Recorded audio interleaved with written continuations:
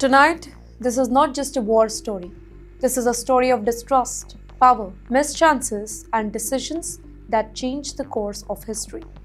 Ladies and gentlemen, the United States and Iran, they are not enemies by accident. They became enemies step by step, year by year, decision by decision. And to understand today's war, you must understand where it all began. Welcome to Timesxp's new show, Skyline, with me, Driti Atri.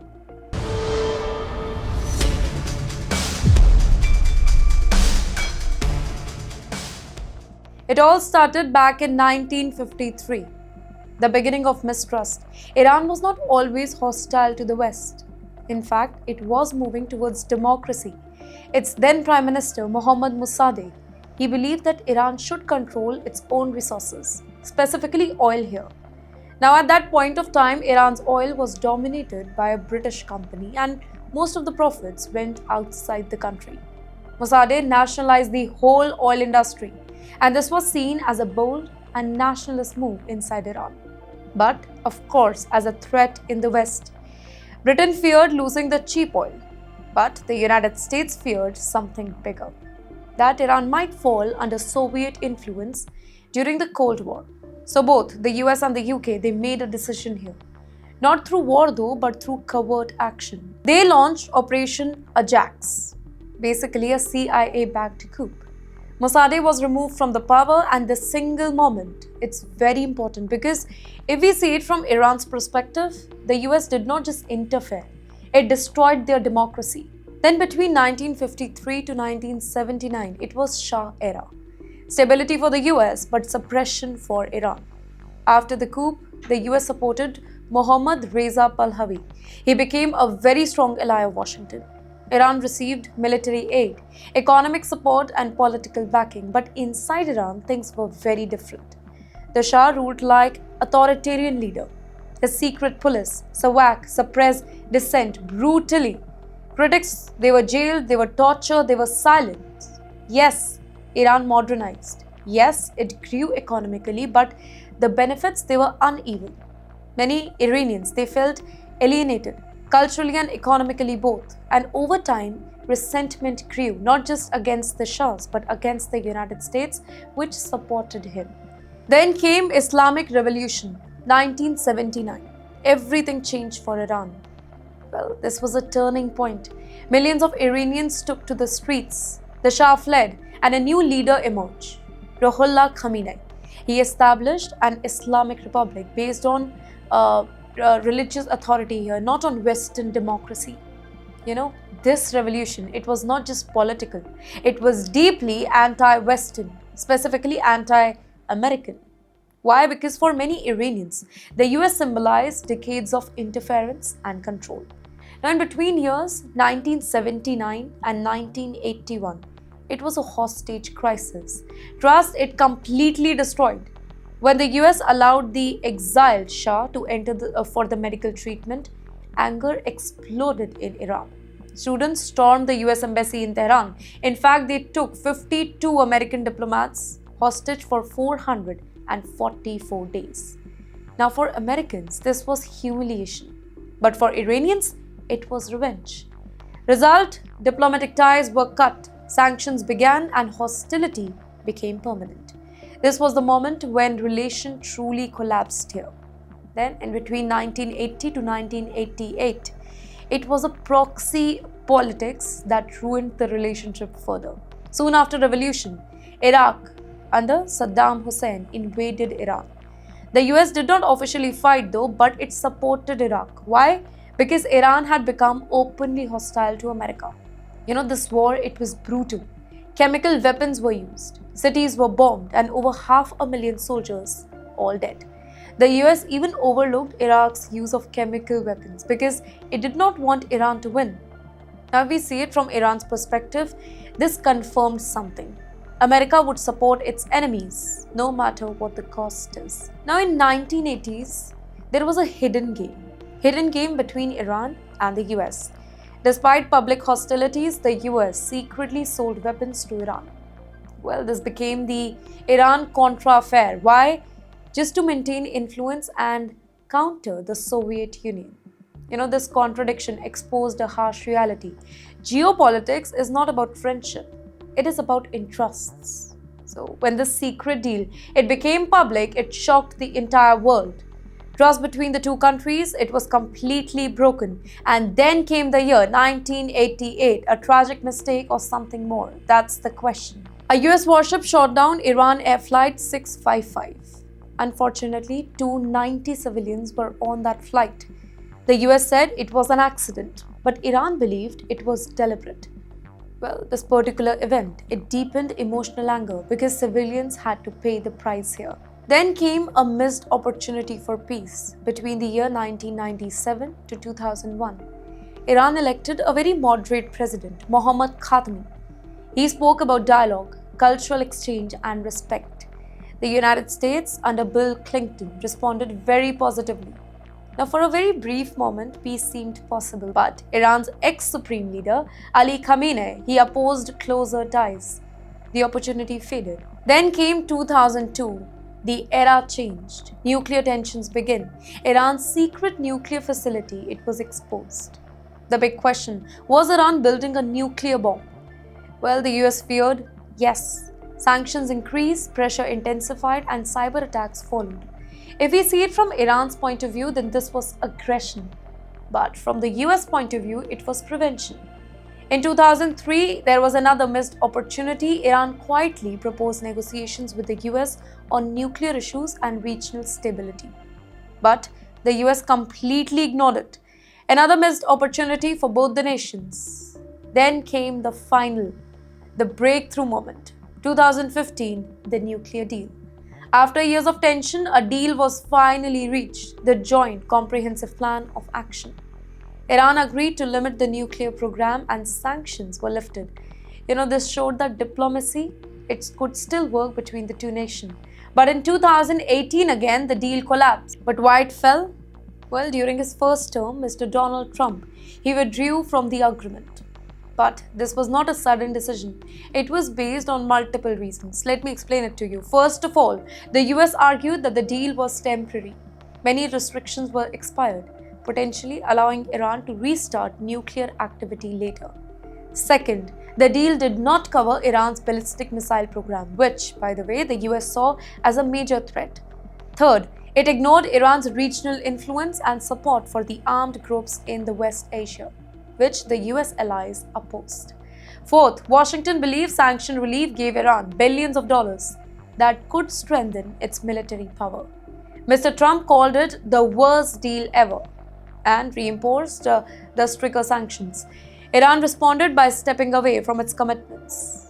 Well, this collapse, it pushed both the nations back towards confrontation. Then in 2020, the US did something that shook the entire Iran. They killed Qasem Soleimani. Yes, the US killed that particular man in a drone attack. But who was he? Soleimani, he was not just a military officer. He was the head of Iran's elite Quds force, responsible for overseas operation. He was considered one of the most powerful figures in Iran. That too, second to the only supreme leader. He shaped Iran's strategy across West Asia, building alliances with groups in Syria, Iraq, Lebanon, and beyond. Now, to the US, he was a very dangerous commander who was responsible for attacks on American forces. Well, for many in Iran, he was a national hero who defended the country's interest. Well, his killing, it was major escalation. Iran retaliated with missile strikes. The world feared a war. Then in 2023 to 2025, the whole region ignites. The deadly October 7 attack on Israel, it triggered a wider crisis. Iran's allies became involved. In fact, missile exchanges followed in 2024, and then came the 2025 12-day war. With the United States strikes on Iranian nuclear sites, the whole region was on the edge. Well, but who knew it was just a trailer? In 2026, that means just few months ago, the war became real. February 28th, ladies and gentlemen, the year 2026, the United States and Israel launched massive airstrikes on Iran. targeting military bases, government buildings, and nuclear sites. In fact, in a shocking development, Ali Khamenei, their supreme leader, he was all eliminated. You know what? This was a direct hit on Iran's leadership. Iran responded with hundreds of missiles, drones. In fact, they used ballistic missiles targeting Israel, US bases, and the Gulf countries like Saudi Arabia and the UAE. In fact, it also closed Strait of Hormuz, disrupting the whole world's oil supply. Well, the conflict, it spreads across the region. Lebanon, Iraq, Cyprus, and beyond. Oil prices surged, trade routes were disrupted, and global markets were shaken. At the very same time, well, a new flashpoint raised serious concern in the Gulf. And this one was different because it involved a United States military aircraft in real time. A United States Air Force KC-135 tanker reportedly triggered a shock emergency after squawking 7,700 mid-flight over the Strait of Hormuz. Now, this particular code, 7700, it is not a routine code. It is a universal distress signal used by pilot when something really serious goes wrong on board. Whether it is a technical failure, a medical emergency, or a possible external threat. Well, the aircraft had reportedly been airborne for several hours, operating in one of the most sensitive military zones in the world, when suddenly the alert, it was triggered. Well, what happened next? It raised even more questions. The aircraft began to descend unexpectedly and altered its course towards Qatar, instead of continuing its original flight path. In the meantime, flight tracking data cited by regional observers, it placed the whole aircraft over the Persian Gulf at the exact moment the emergency signal was transmitted. And then it disappeared from the public radar tracking system completely. And that disappearance, ladies and gentlemen, did not always mean a crash.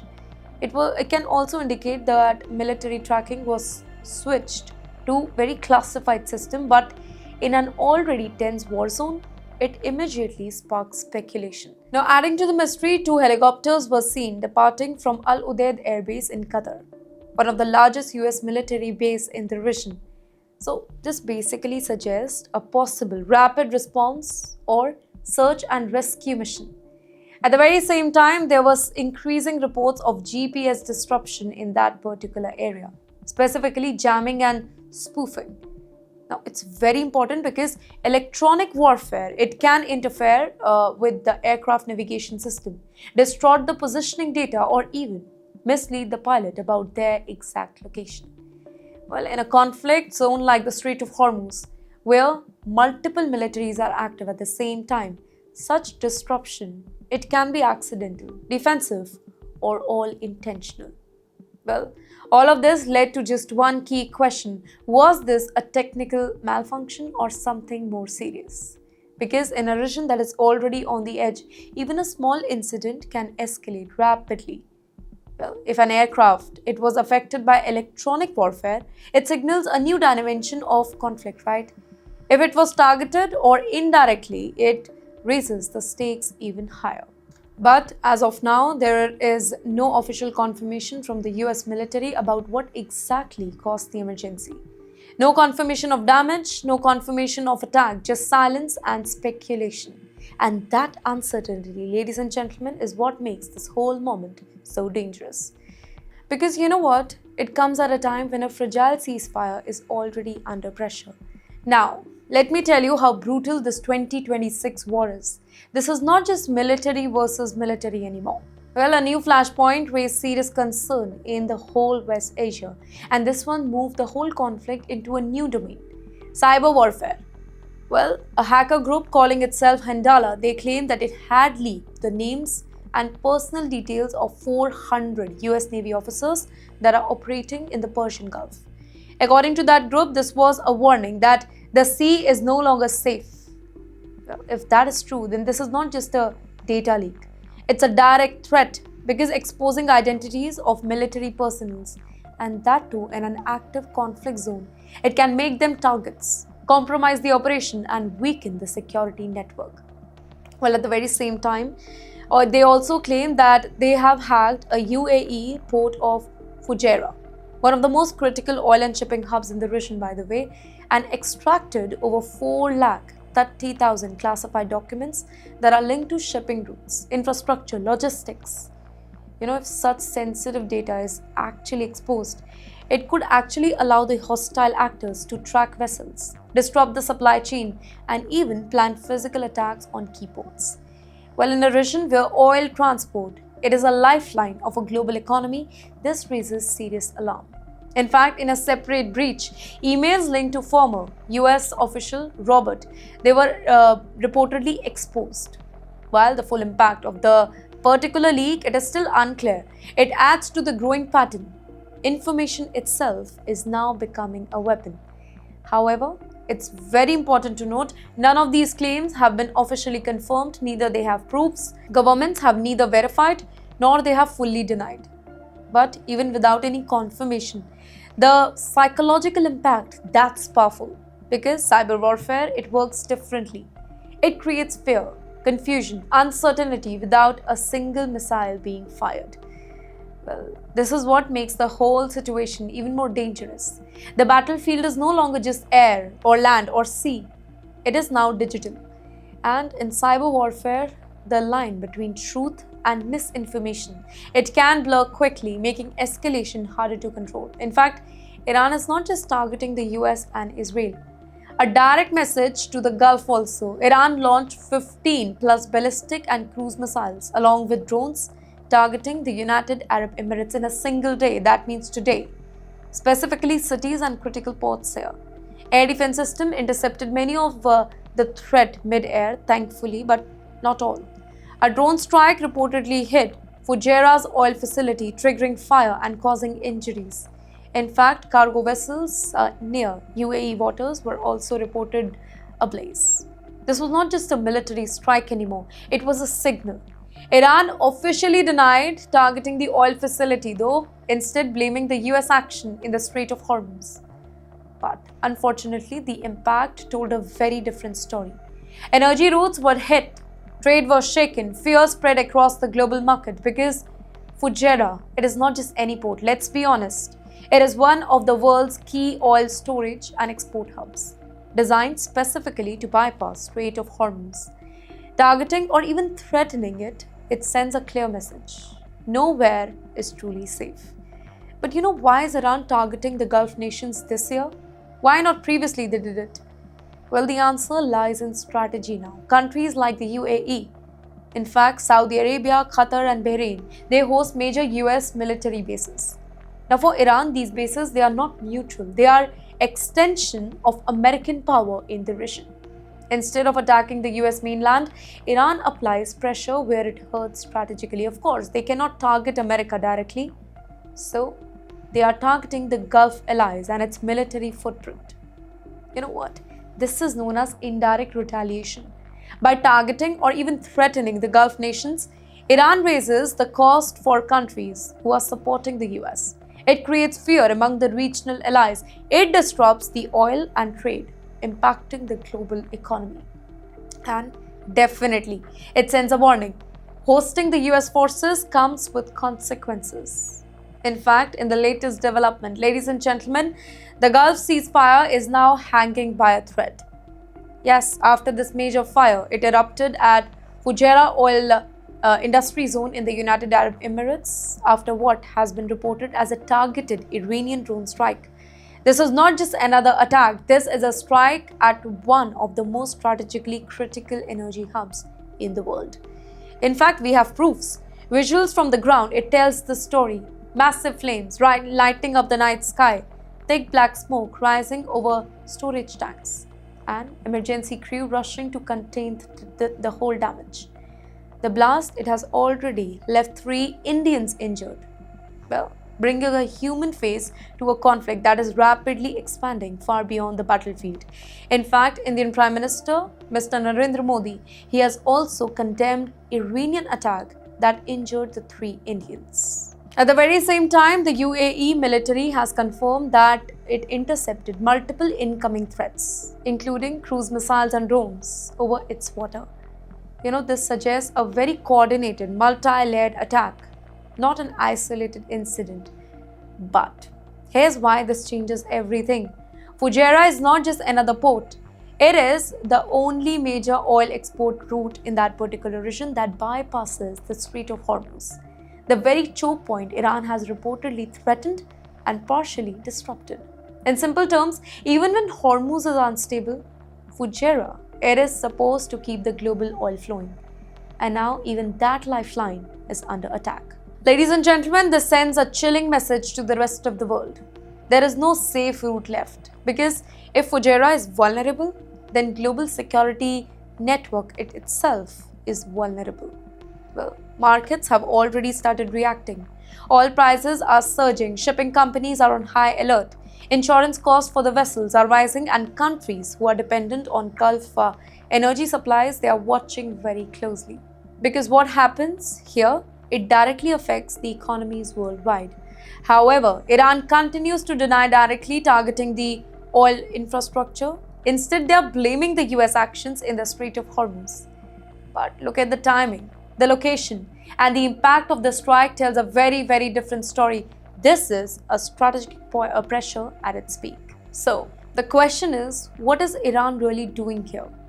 Well, if we think it diplomatically, then it is sending a layered message, not just to the United States, but to every Gulf nation hosting the US bases. In fact, to the global economy itself. Well, by hitting or threatening the critical infrastructure, Iran is effectively saying that support the US and your economy, your cities, your stability could be next. But don't you misjudge it. At the very same time, earlier incidents like the emergency involving a US KC-135 aircraft over the Strait of Hormuz and these cyber threats from the groups like Hindala, it shows that this conflict, it's no longer limited to missiles. It is spreading across the airspace, sea routes, and digital network. Ladies and gentlemen, this is the new battlefield. Not just countries, but system. This time, not just enemies, but infrastructure. But yes, on the other side, the United States is no longer staying quiet like earlier. Well, it is signaling that very, very clearly. After Iran's strike on the UAE, the fires at Fujairah, the burning vessel in the Strait of Hormuz, the US President, Mr. Donald Trump, he made remarks that are not just shaping global perception of this conflict. It is changing the course. Speaking at the White House Small Business Summit, Mr. Trump referred the whole situation as a mini war and said it is working out very nicely. Now, this is not just a casual comment. This is messaging, because while the whole region is witnessing missile attack, drone strike and disruption to the global oil supply, Washington is kind of projecting control here. It is signaling that from its perspective, the situation is manageable, not favorable. Mr. Trump, he went further. In typical Trump style, he claimed that Iran's naval capabilities have been severely weakened, saying that they don't have a navy anymore. Well, this suggests that behind the scenes, the US naval operations in the Gulf have been far more aggressive than publicly detailed here. Well, a fragile ceasefire followed, but tensions remain high, with blockades, missile threat, drone attacks, cyber warfare continuing across the region. In the end, the real question, what does this tell us? Well, this war, it did not begin in 2026, though it was the most brutal one. It did not begin in 2020, it began in 1953, with one decision to interfere in another country's future. Well, the story is of mistrust. Every decade, it added a new layer: coup, revolution, hostage crisis, war, sanction, nuclear fear, assassination, and now cyber warfare. And every time there was a chance for peace, it slipped away. Today's war is history catching up, because when mistrust built for decades, it cannot disappear just like that. It explodes. And that is the real story of the US-Iran war.